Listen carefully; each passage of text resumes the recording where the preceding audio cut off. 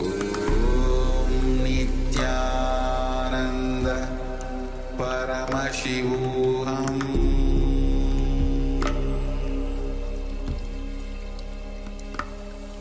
Om Nityananda Paramashivoham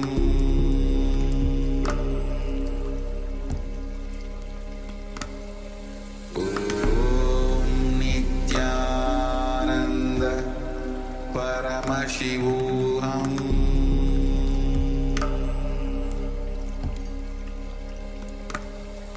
Om Nityananda Paramashivoham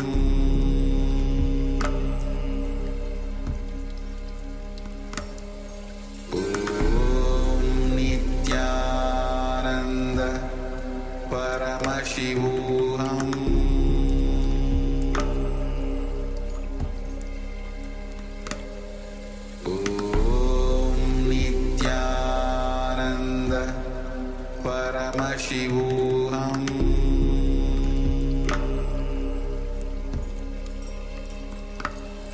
Om Nityananda Paramashivoham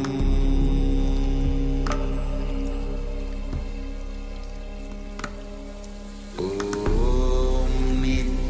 Nityananda Paramashivoham Om Nityananda Paramashivoham Om Nityananda Paramashivoham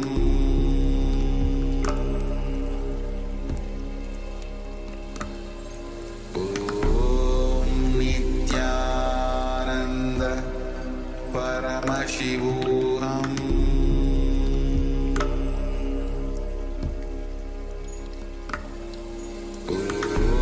Om Nityananda Paramashivoham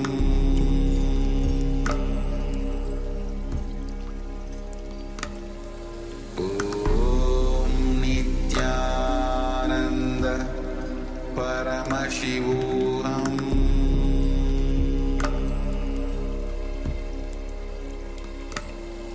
Om Nityananda Paramashivoham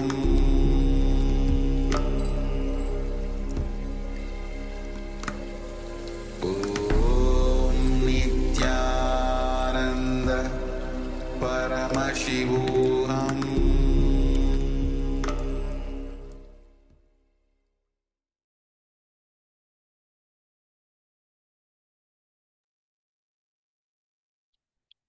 Yes.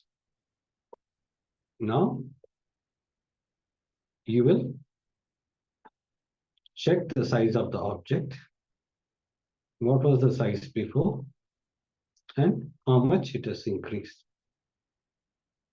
So Ma Lisa Wang, Ma Fixin Wang, John Han, please put your all the power manifestation in the chat, how much it increased.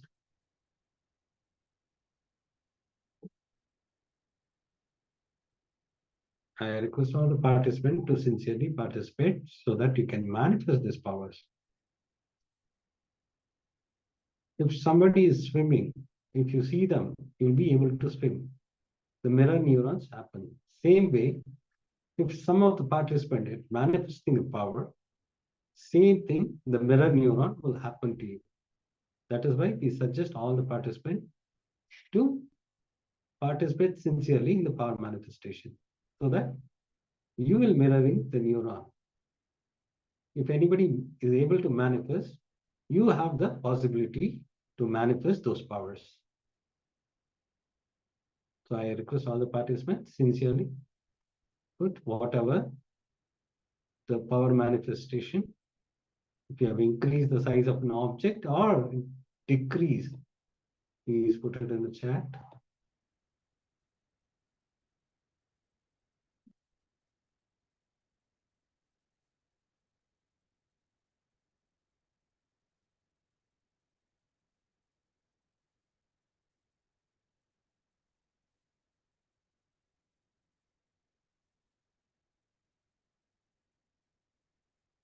We will give you a few minutes so that you can put it in the chat.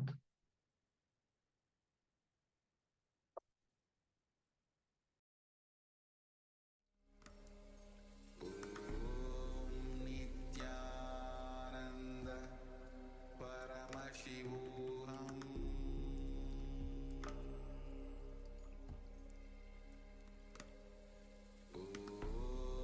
Nityananda Paramashivoham. Yes, whenever you are sharing your power manifestation results, you will build that confidence. See, even if you say it doesn't look like the object has changed, even sharing that is just acknowledging that you are participating, that you are manifesting, acknowledging that you are making yourself available for Paramashiva to manifest. So then all you need to do is manifest more power. So you should want to express yourself. You should want to share. Then that excitement that's going to come when you actually manifest the power, when it actually expresses fully, if you share that also, then you will inspire others to join you, others to manifest as well. So yes, they will also celebrate with you. See, the moment you manifest the powers, they'll be also able to manifest the powers. If you are not able to manifest the powers, just declare, because you are in Nityananda Sabha. Swamiji is going to hear you. So if you pray sincerely, it will manifest. The only thing is required is the bhakti and the surrender to Swamiji. Because you always think about you, not about Swamiji. That is the reason we insist to visualize Swamiji on your third eye. The moment you visualize Swamiji, you are inheriting his qualities. You will be able to manifest the powers. Just that sincere, deep gratitude is required from your side. And drop always this I and mine. This ego only stops you from manifesting the power. The moment you drop your ego, you will see simply you are manifesting the power. Because Swamiji is inside you, who is residing inside. The Paramashiva will manifest the power through you. So do it sincerely, have that gratitude.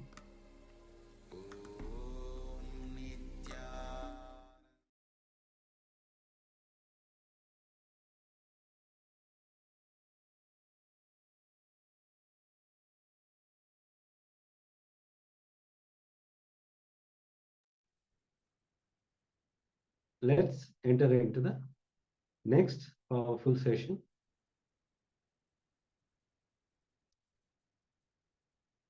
we're going to learn how everything that we experience is our very own expression, our very own extension.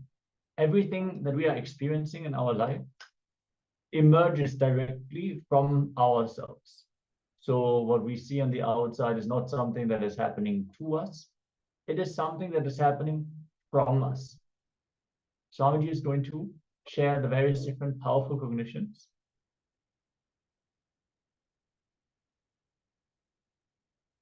So let us learn how to play with all this, all the expressions, all the experiences we have. Let us learn how to alter, manipulate, play with them from Swamiji directly. So be in a space of listening and restful about us as we enter. Yes, have your book and pen along with you. So whatever powerful cognition you receive from this powerful session will always help you to manifest the powers. This is a very beautiful subject. The ultimate truths are revealed in the session. Please imbibe it. You will see that you will be literally expressing those powers. You need to imbibe this powerful cognition. So I request all the participants to sit straight with complete awareness and with complete listening. Not just hearing, it should be complete listening. Now let's enter into this powerful session from Swami.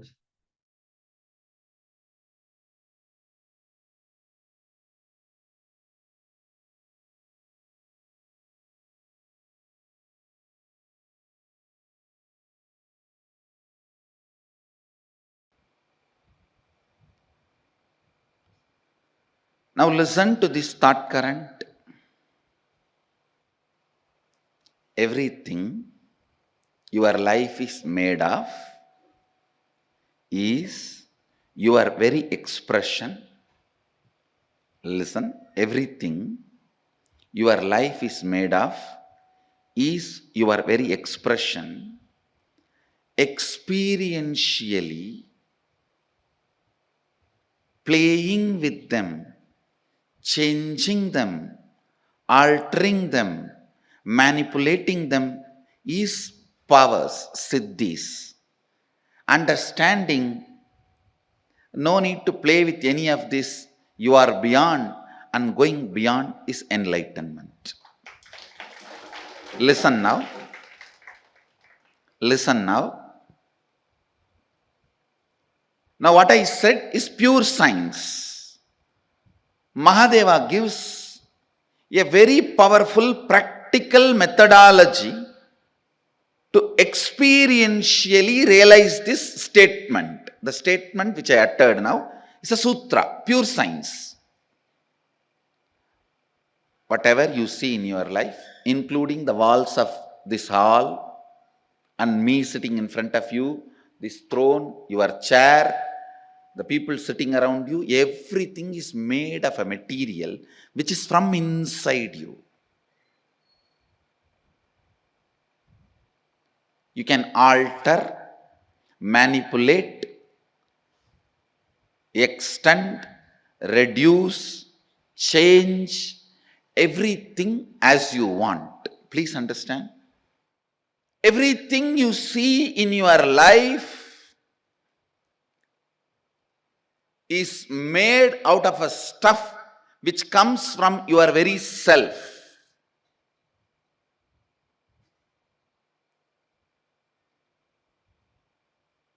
The wax, the material in which your waking state is made and your dream state is made, that material is from you, inside you, just like cobweb. It's from you, the material is manifested. Listen. Listen. How this can become our realization? How this can become our realization? This thought current now which I said is a pure science. Now Mahadeva comes next to applied science. How to make that into reality for you and how to use that in your day-to-day life. It's a very beautiful revelation. Listen. Mahadeva says,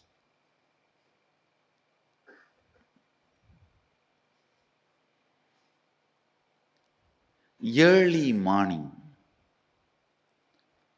the period of Brahma Muhurta, where the so-called reality, waking state has not become 100% real for you, and the dream state has not yet become 100% dream state for you, where you are just moving in between. Brahma Muhurta, morning 4:30 to 6, where your inner space, some moments is in waking state, some moments in the dream state. Make use of that time to infuse some ideas into your system. Listen. For example, you are feeling life around you and inside you is very poor. You are not having enough resources. You want wealth. Try to play early morning, that 4:30 to 6, infusing yourself with the idea, let me manifest wealth. Your visualization should be more towards wealth, not towards moving away from poverty. Please understand, if you say, let me move out of poverty, you will be all the time visualizing poverty. No. Move towards wealth, visualizing wealth. The first thing will happen when you consciously play with your Brahma Muhurta consciousness. That is a unique consciousness. That's a unique time and space where you are neither fully awake, nor fully sleeping, nor fully dreaming. You are like a original material out of which you are made is available for alteration, transformation, manipulation. The material out of which you are made is available to yourself at that moment. Just few days from today to next Sunday, this 1 week, every morning, this Brahma Muhurta time, try to play with your consciousness. I gave you the example of money because that is the biggest problem everyone has. Whether you have or don't have, you have a problem. If you don't have some type of problem, if you have some type of problem,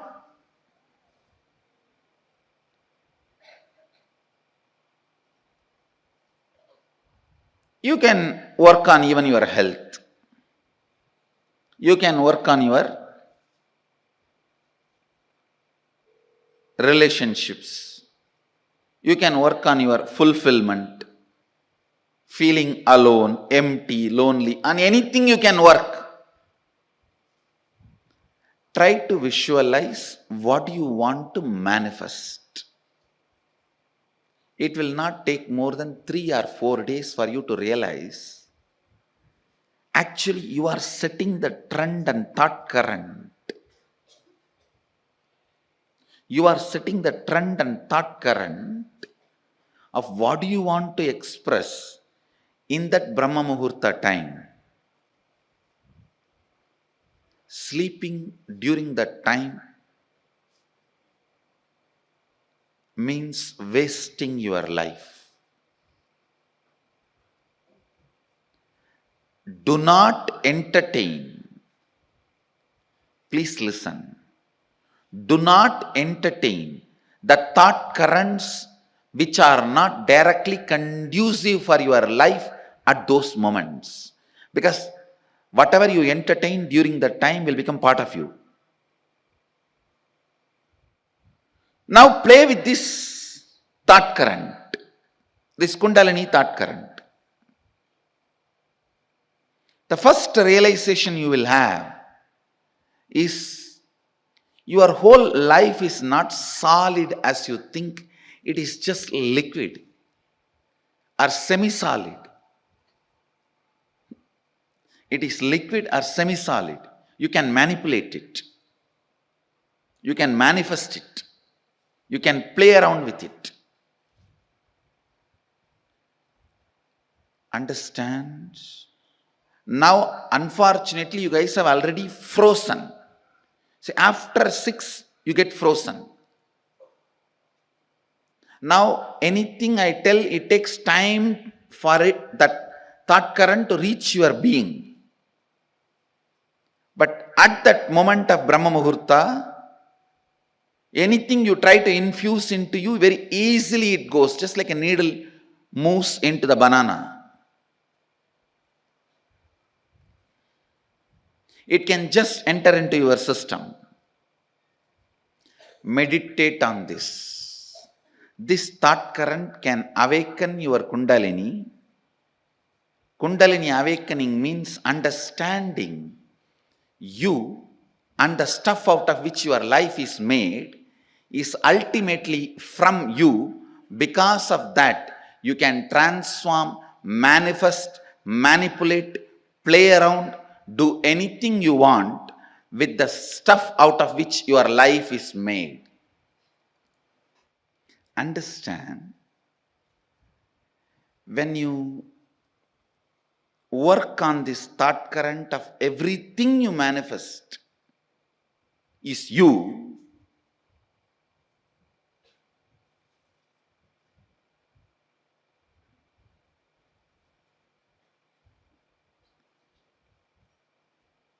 just work on it this week. In 2-3 days itself, you will understand the reality, the truth of this statement. I am not saying believe this statement, what I am uttering. No. It is too much, you can't even believe. You need to work with it. You need to work with this thought current. Next 1 week, every morning, 4:30, you have to get up in that boring, frustrated mood where you curse everyone around you and inside you for waking you up at 4:30. You curse the alarm, you curse the bed, you curse the pillow, you curse the fan, you curse the AC, you curse everyone around you, outside you, inside you, you curse your bathroom, you curse the bucket, you curse the wash basin, you curse the broomstick. So in that mood, stop cursing and put this idea, sit and think, contemplate. Swamiji said, me and my life, everything around me, inside me, I am manifesting that material, that stuff. If I see love, if I see anger, if I see frustration, if I see enmity, if I see friendliness, everything I see in my life, I perceive in my life, I experience in my life, all that is manifested from me.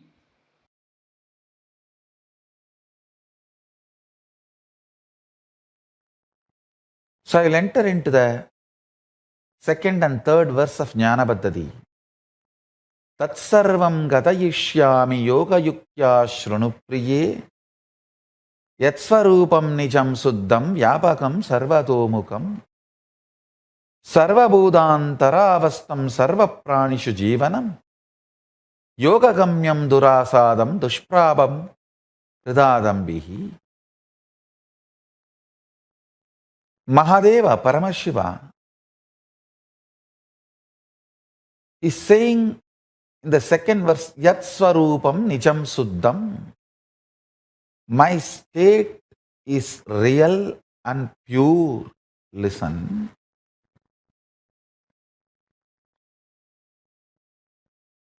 Yesterday I was revealing an important secret, the sacred secret. You need to decide to behave with yourself as Paramashiva.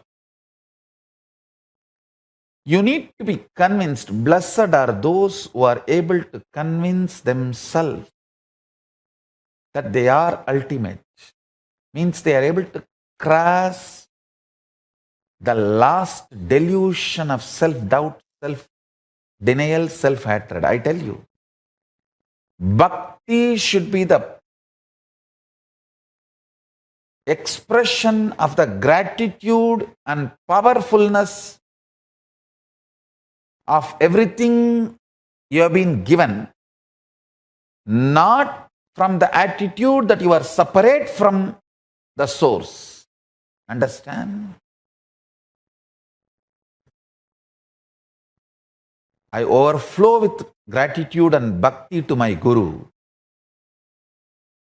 not because I am separate from him, but because he made me realize he is me. Understand? The right understanding. Listen very carefully. The identity you carry in the waking state, identity you carry in the deep sleep state, identity you carry in the dream state, identity you carry in Turiya state, and identity you experience in Turiyatita state, in all the 25 states of consciousness, each identity is independent The moment you realize the undercurrent of all these 25 identities, your pure consciousness, which is the source of you and which is Paramashivam, all the 25 heads, 25 identities gets integrated. That is why Paramashiva is always described with the 25 heads. Means who has realized his 25 identity is in oneness with his source consciousness, pure Paramashiva, ultimate.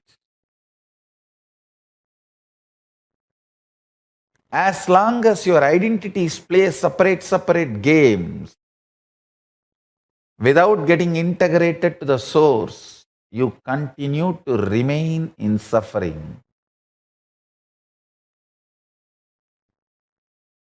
When you are ready to cross your self-doubt, understand, courage to cross the self-doubt, self-denial, self-hatred is tapas, vairagya. Ferociousness you need to cross your self-hatred, self-denial, self-doubt is called tapas. It can be psychological ferociousness, it can be physical ferociousness, it can be ferociousness to detoxify your system, ferociousness to break from patterns, ferociousness to break from addictions, ferociousness to manifest the higher understandings, ferociousness to live the higher understandings. It can be anything. Understand? The ferociousness to cross the self-doubt, self-hatred, self-denial, to reach you are one with Paramashiva is tapas. Blessed are those who decide they are one with Paramashiva, who cognize they are one with Paramashiva, because other than him, nothing else can exist. If something else can exist other than him, then he cannot exist. He is the only Purusha. There cannot be anything other than oneness. That is why it is oneness. So if you feel you exist, you are only Paramashiva. You exist only as Paramashiva. Any other identity you assume is assumption. Understand? Nothing else can exist. And nothing else exists. Demand everything to be Paramashiva. I tell you, that is what is manifesting the state of Paramashiva. Deciding, declaring yourself as Paramashiva to yourself, intensely demanding yourself to be Paramashiva by yourself is what is manifesting the space, the state of Paramashiva. That is what is manifesting the state of Paramashiva.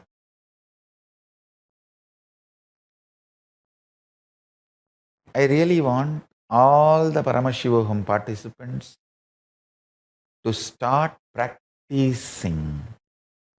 Declare yourself as Paramashiva to yourself and demand yourself to be Paramashiva. Talk to yourself as you are Paramashiva. Think yourself as Paramashiva. Behave with yourself as Paramashiva. Start from today. I bless you all to achieve success. From today, behave with yourself as Paramashiva. Start manifesting the state of Paramashiva.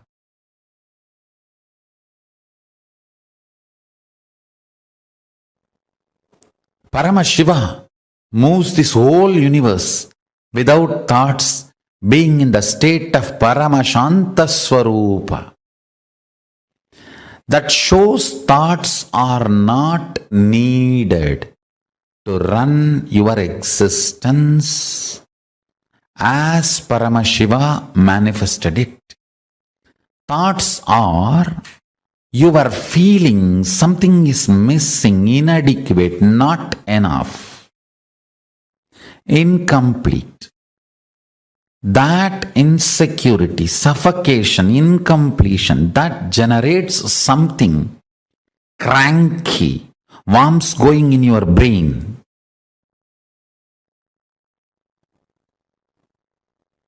Parasites running in your intestine.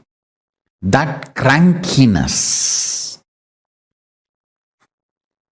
the thoughts and thought currents generated by that crankiness is not needed to run your life. This is the most powerful, important cognition you need to cognize. Understand, Hinduism fundamentally does not believe in belief system or faith system. It very clearly explains the methodology of powerful cognition-based functioning system. I am not going to tell you, believe, you don't need thoughts to run your life. No. I am going to say, Shravana, listen, Manana, internalize, Nididhyasana, start living this powerful cognition. So the powerful cognition I am giving you now, Paramashiva, running the whole universe, much, much, much more than what we are running in our life. He is running it from the space of Paramashanta Swarupa, without any thought currents, out of pure intelligence. When he can run, you can run. Decide. You will be in the space and state of Paramashiva, Paramashanta Swarupa, and live your life. You will see thoughts and thought currents become redundant. They just fall off from you. Like a old skin getting peeled off and falling. The old hair falling. Old nail falling.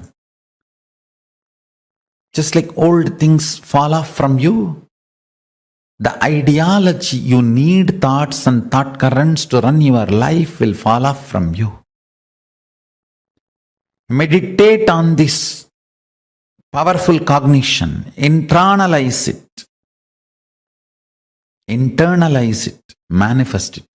Do Shravana Manana Nididhyasana of Paramashanta Swarupa. Paramashiva, who is so big, he does not need thoughts even to run this whole universe. Even to run this whole universe, he does not need thoughts. Why do you need thoughts to run your life? Too small. Decide to be in his space by listening, internalizing and manifesting this powerful cognition in your inner space. Live and experience thoughtless space. There is a space below your heart center, above the navel center, Anandagandha chakra, where all the 21 chakras, above 7, middle 7, below 7, all the 21 chakras merge in. In that Anandagandha space, remember you are Paramashiva. What you feel as Paramashiva, what you feel as I and Paramashiva is one and the same. With that decision to cognize Paramashivoham, Paramashanta Swarupa, Paramashivoham, He will manifest more and make you cognize you don't need thoughts and thought currents to run your life. Without thoughts and thought currents, just by directly manifesting his intuition and Paramashanta Swarupa, you become more and more efficient, more and more energetic, more and more alive, more and more spiritual, more and more strong, more and more enlightened. Your breathing and his breathing is one and the same. Please understand, this is the real good news he wants to tell you. If you are breathing, he is breathing inside you. Your breathing touches his breathing and comes back. Every time when you are inhaling, goes in and turns to come out, it touches his breathing and then comes out. So where your inhaling breath takes a turn as exhaling breath, that is where he is residing, he is available to you. His breathing and your breathing connects, only then takes a turn. That space is Paramashanta Swarupa.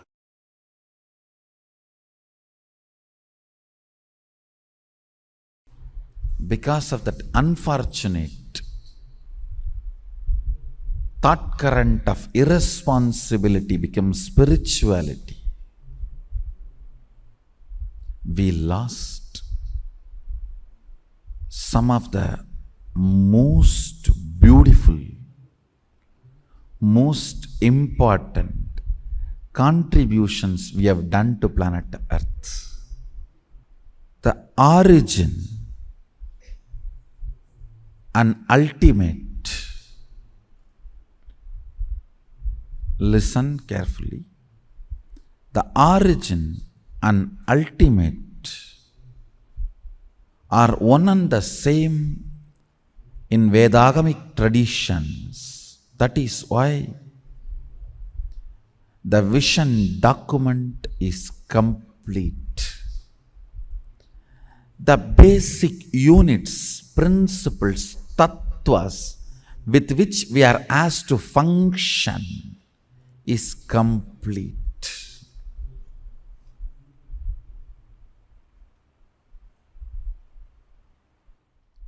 Integrity is a tattva to measure your expression.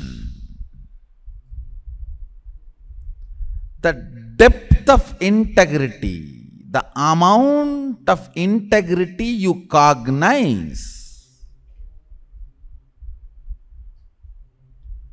about each subject, that will be the expression, spontaneous expression of you. When somebody asks you, why do you pour milk on linga? The first response I gave is, hey, we pour on Sadashiva, not on linga. Because every time I pour, I know I am pouring on Sadashiva. It falls on linga. In Hindu tradition, if you don't find any linga, you can just keep a heap of sand on the floor. Just sit, try to get any stone. If you don't get any stone, just get heap of sand and start worshipping that as a linga. That's the way Sita did in Rameshwaram. One of the most important Jyotirlinga, Ramanatha Swami, is just heap of sand touched by Sita with the great sacred sentiment, the bhava.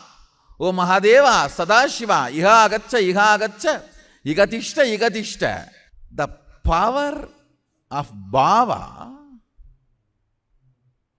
of Sita, the beach sand becomes Ramanatha.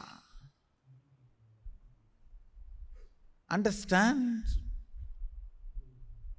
We pour on Sadashiva, not on Linga. It falls on Linga. Because we are so engrossed to whom we are pouring, sometimes we don't bother where it is falling. That is the first. This should have been a first response from any practicing Shaivite.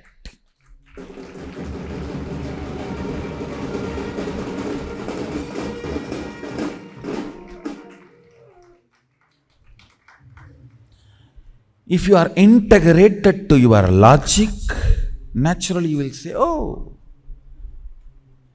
I think it is oiling, massage.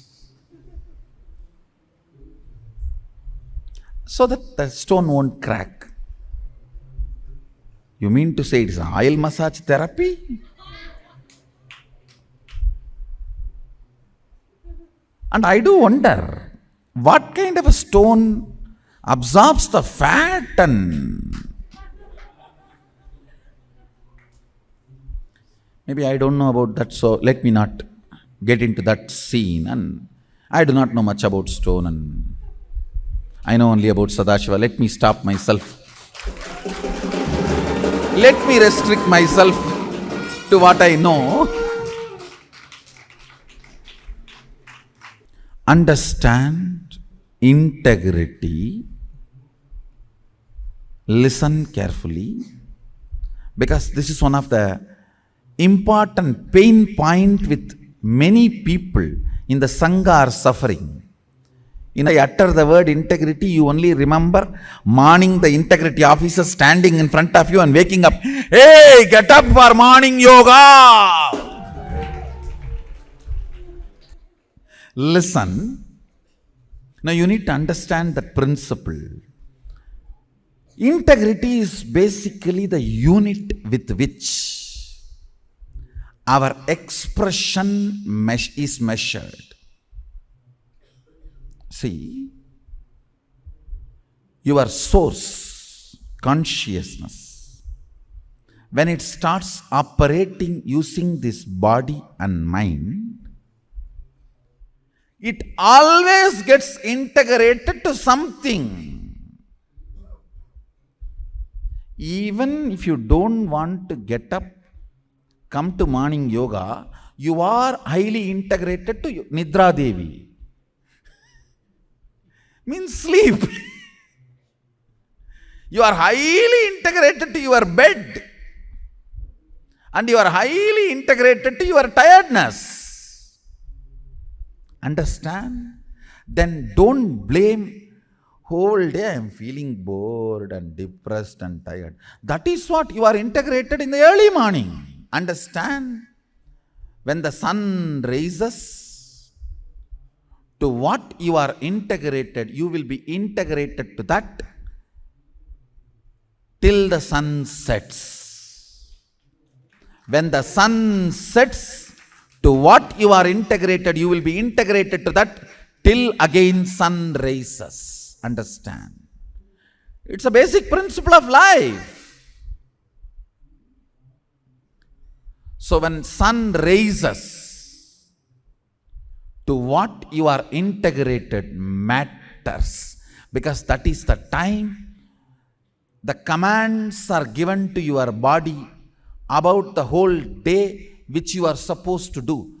The plans are delivered to your system. If your plan is turning this side and pulling the blanket,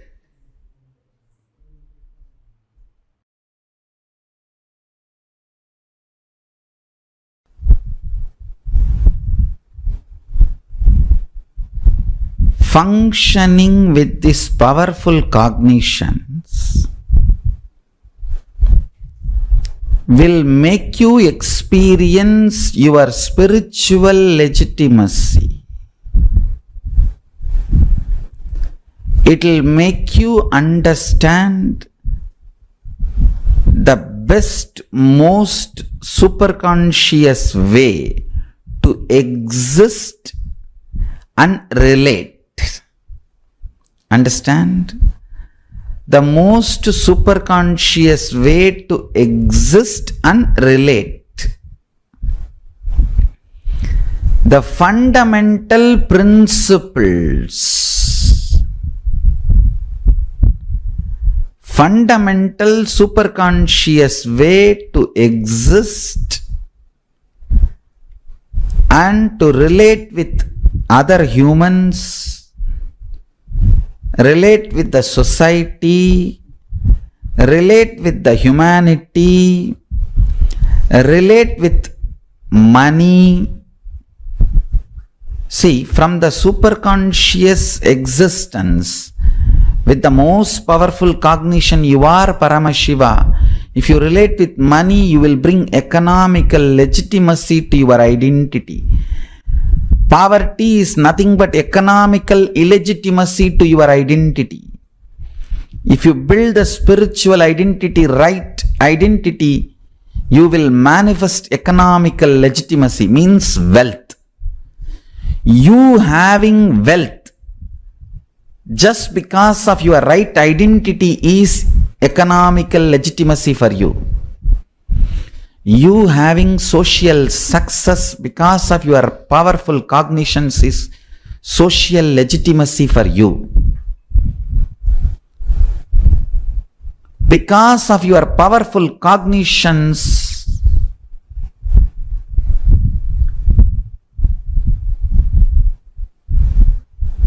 the way you carry yourself is accepted by everyone. The way you live becomes a culture, is cultural legitimacy for you. Bring powerful cognitions in your life, through that bring spiritual legitimacy to your existence, to your identity. With that strength, bring social, cultural, economic legitimacy to your existence. Naturally, you will be able to manifest anything you want. Understand? This whole science, manifesting the state, manifesting the space, manifesting the powers, manifesting the being, manifesting the superconsciousness of Paramashiva,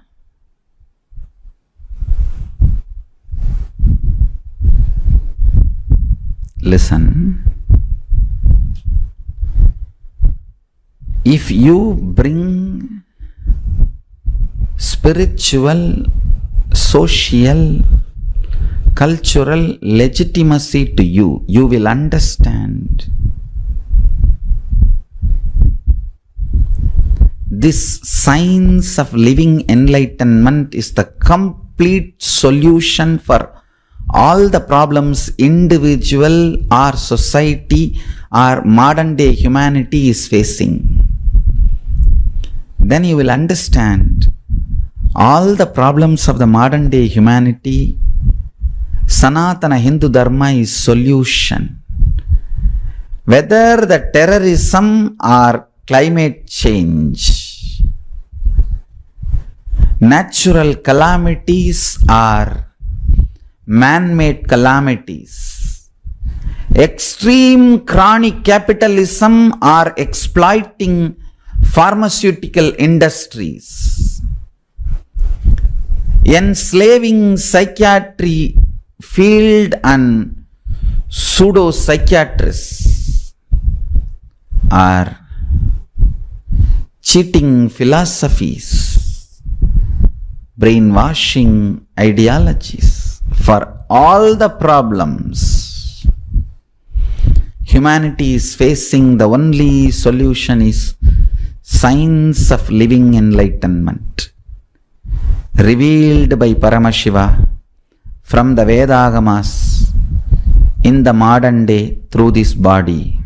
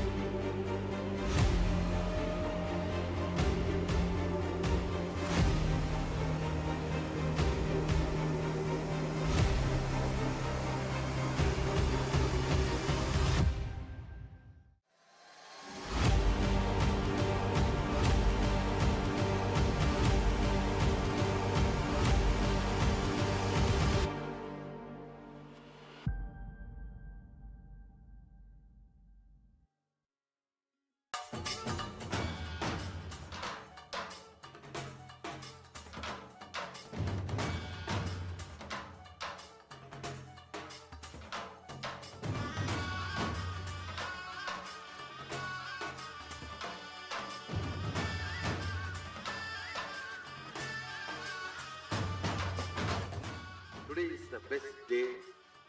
Sadashiva appears for Brahma and Vishnu early morning in the form of light shaft.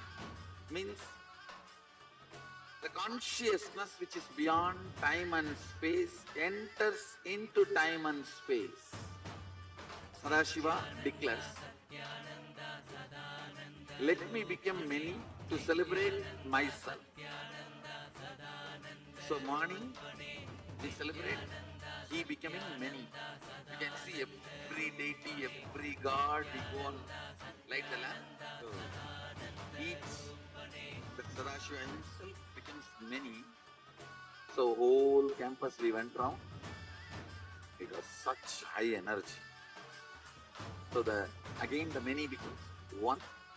Not only spiritually, even socially, this celebration forms a very important part of my life, because this is the only celebration I enjoyed from my birth, at least in this body.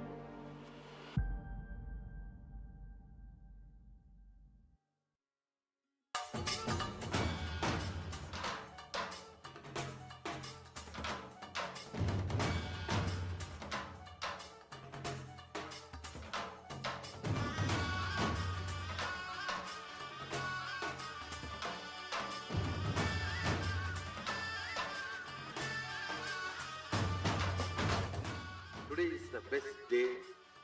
Sadashiva. Yes. After this powerful session, where Swamiji revealed most powerful cognition, we will enter into the next internalization exercise.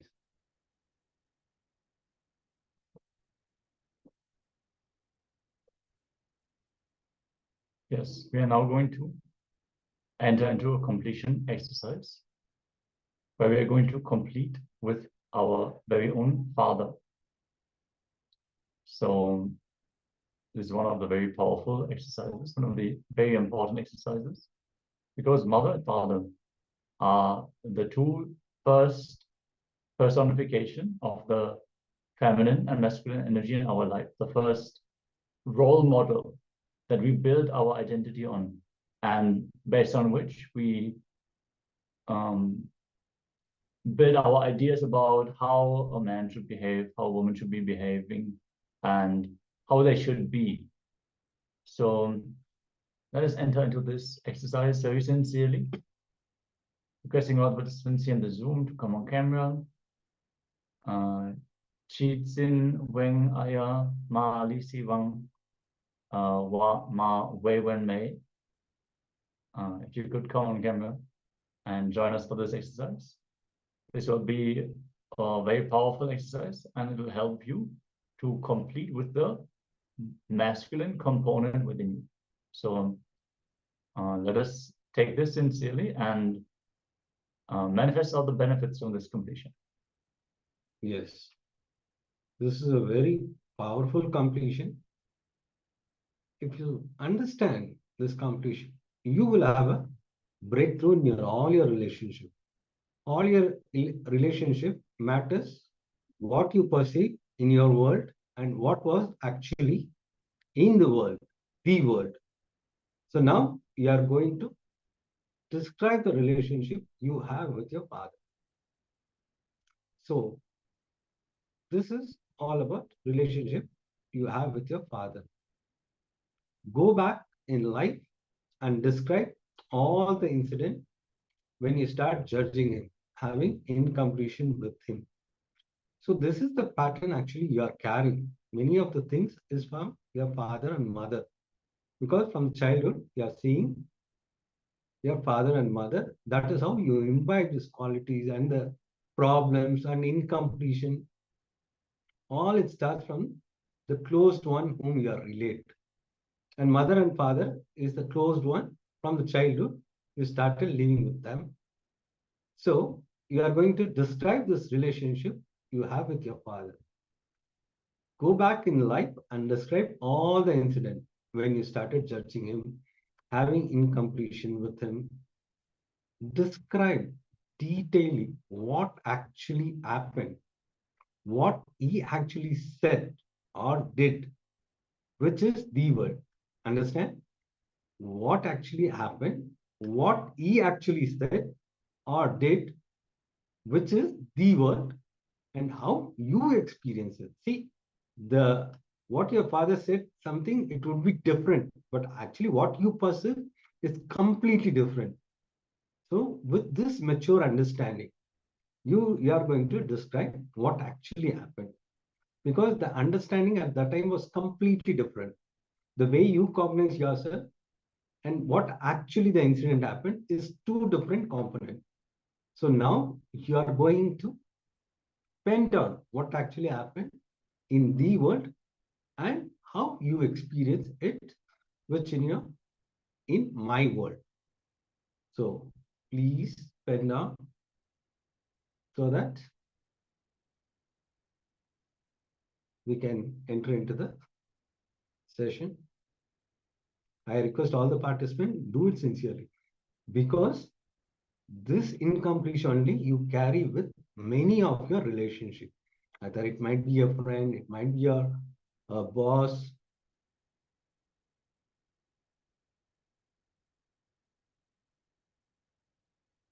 So actually, this is the incompletion you project with everyone.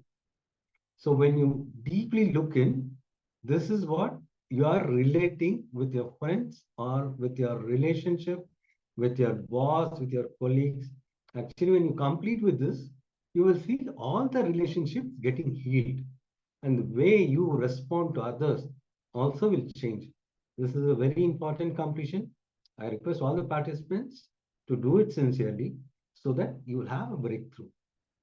Yes, just draw a small table, 2 columns, the world and my world. Under the world, you write exactly what happened without any perception, without any conclusion, any emotional interpretation. And my world is exactly that. What you perceive, what you felt he meant, what you think he decided against you, what is your experience of the happenings? So, yes. So your father might have slapped you, and you felt, yes, he hates me, he wants me to be sad, he wants to torture me and all that, but you might have just not been able to control. You might have been fully out of your senses, and he brought you down, he gave you a smack, but all the anger, all the interpretations you put on top of that, that is my world. The world is very binary, very plain. There is no room for interpretation. It is the simple happening. So describe both and see how much you are adding onto it, how much you are telling a story based on what you want to believe, how you want to frame the situation. And if you really look in, the story is actually what leads to the suffering. If you can see the situation as it happened, you will see it, okay, this is what happened, and that's all. There's no aftermath. Okay, so if you have any questions about the exercise, let us know. We will happily help you out. Because if you see this, same thing you'll be projecting with your boss, because this is how you created the pattern with your father. And that is why you also, the same thing repeats again and again until you have a breakthrough, until you complete.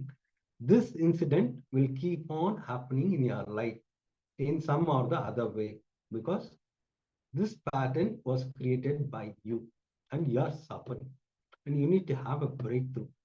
So do it sincerely. You will see the moment you heal the relationship with your father, you will see you have the good relationship with your boss.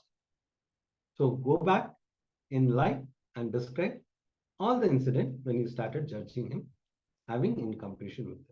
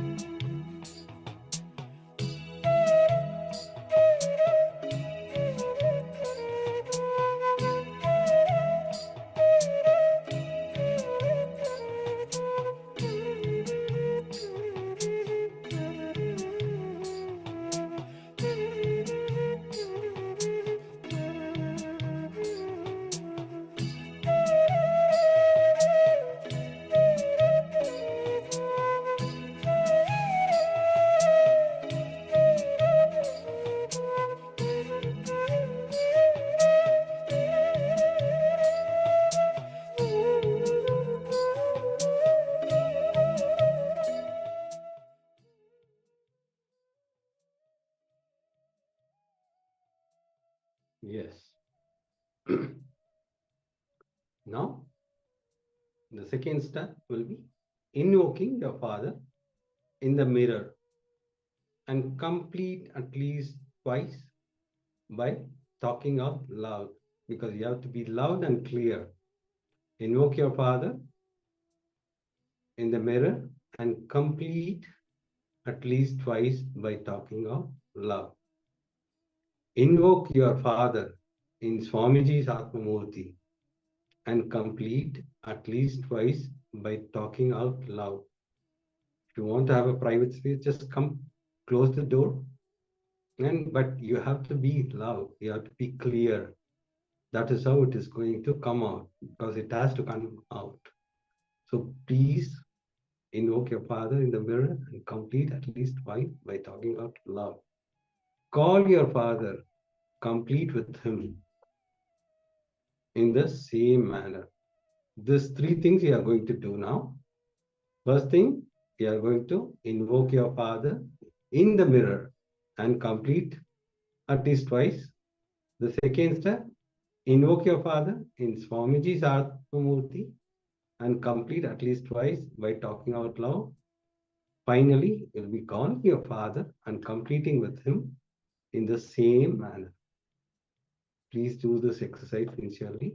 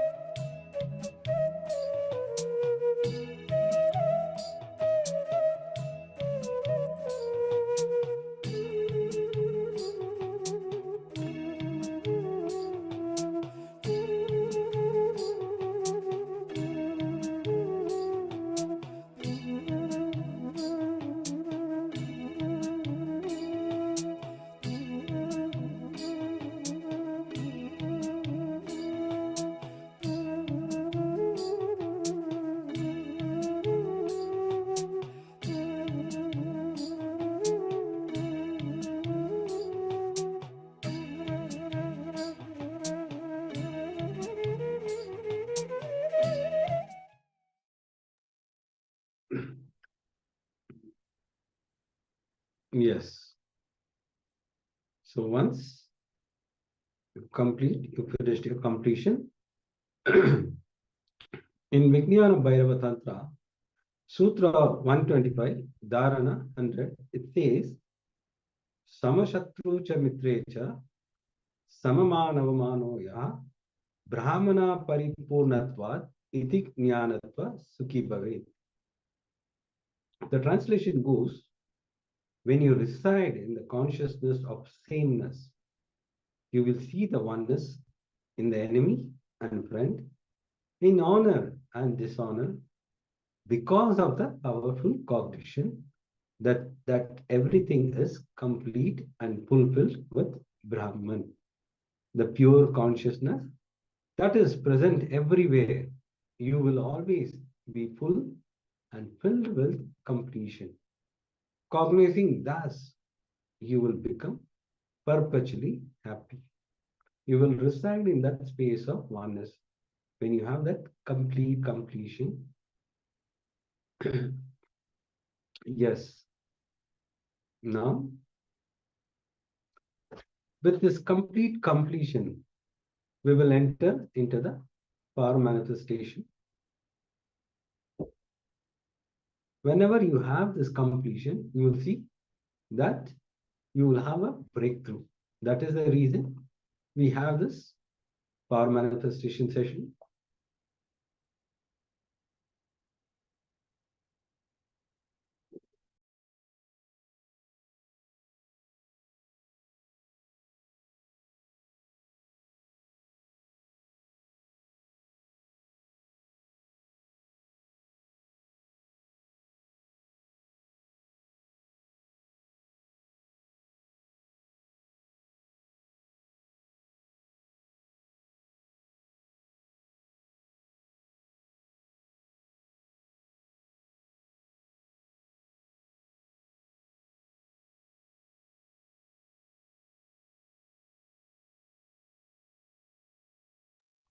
Today we're manifesting the powers of the Ashtamaha Shaktis, the 8 great powers.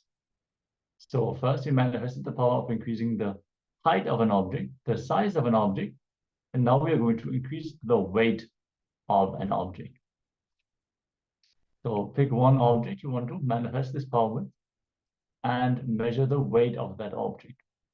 You can even manifest this power with your own body. So if you don't have like a kitchen scale, if you have a body weight scale, you can change the weight of your own body as well. Yes. Now, we will enter into the extraordinary power of third eye, increasing the weight of an object, or you can increase your own weight if you have a weighing scale. So sit straight, internalize that Paramashiva himself has come in the form of Bhagavan Sri Nithyananda Paramashivam. Visualize with Swamiji through the third eye. Intensely vibrate with this Mahavakya. Om Nithyananda Paramashivoham. Om Nithyananda Paramashivoham. Om Nithyananda Paramashivoham.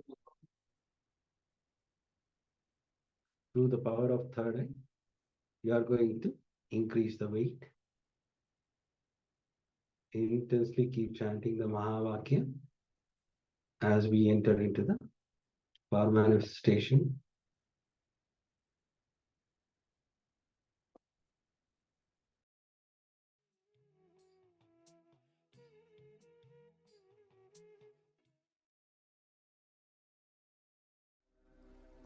Paramashivoham.